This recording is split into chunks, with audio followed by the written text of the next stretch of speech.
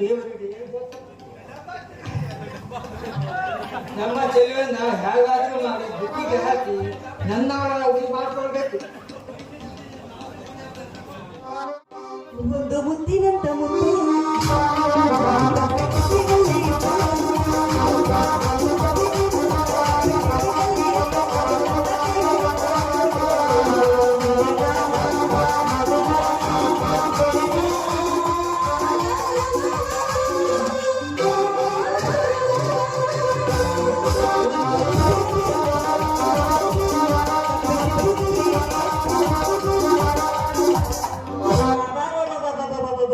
ಯಾವುದಪ್ಪ ಇದು?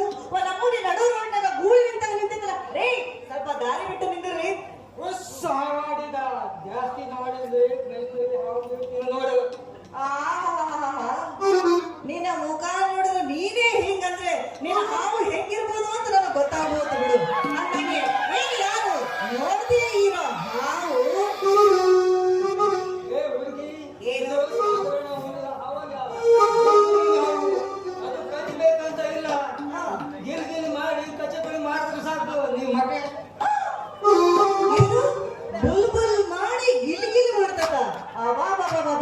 ಈ ರೀತಿಯ ಹಾವು ನಾನು ಇಷ್ಟು ನಾಟಕ ಮಾಡಿದ್ರು ನೋಡಿದ್ದಿಲ್ಲ. ಆದ್ರೆ ನನಗನ್ಸಿದ ಮಟ್ಟಿಗೆ ನಾನಂತೂ ಈ ಹಾವು ನೋಡ್ಲೇಬೇಕು. ದಯವಿಟ್ಟು ತೋರಿಸ್ತೀರಾ ನಿಮ್ಮ ಹಾವನ್ನ? ಏನ್ ತೋರಿಸಿದ್ರು?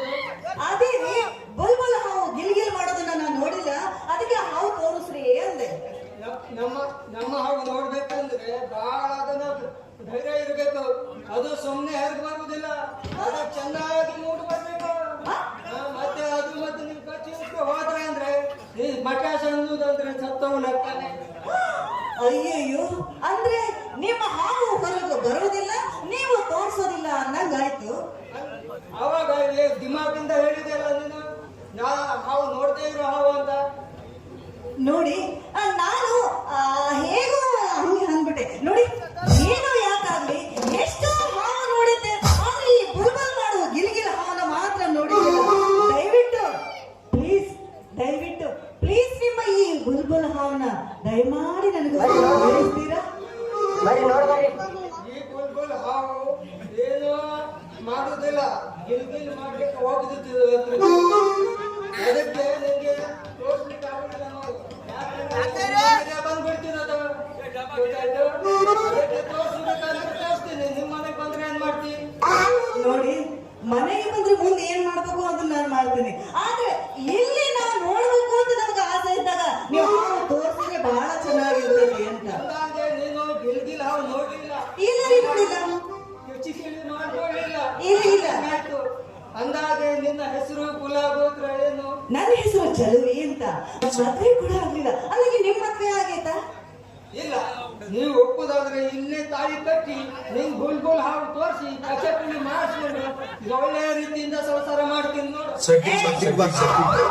ಹೆಂಗೈತೆ ಮೈಗೆ?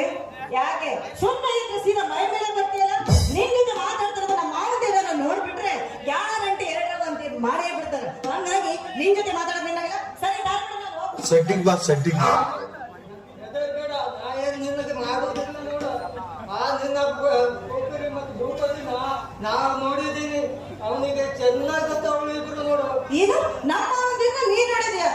ನಿನಗೆ ಗೊತ್ತಾ? ಹೌದು. ಅದರಲ್ಲಿ ನನಗೆ ಯಾರು ಇಷ್ಟ?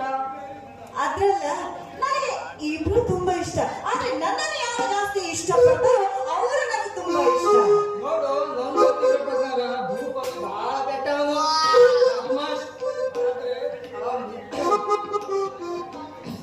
ಬಹಳ ಚಿನ್ನದಂತ ಹುಡುಗ. ಅವನಿಗೆ ಮದುವೆ ಮಾಡಿದ್ರೆ ನೋಡು. ಓಹೋ, ಹೆಂಗ?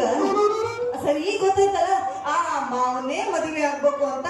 ಅಂದ ಹಾಗೆ ನೀ ನಿಜವಾಗ್ಲೂ ಯಾರು ಅಂತ ಗೊತ್ತಾಗ್ಲಿಲ್ಲ. ಈ ಕಡೆ ಸ್ವಲ್ಪ ಫೇಸ್ ತೋರಿಸು.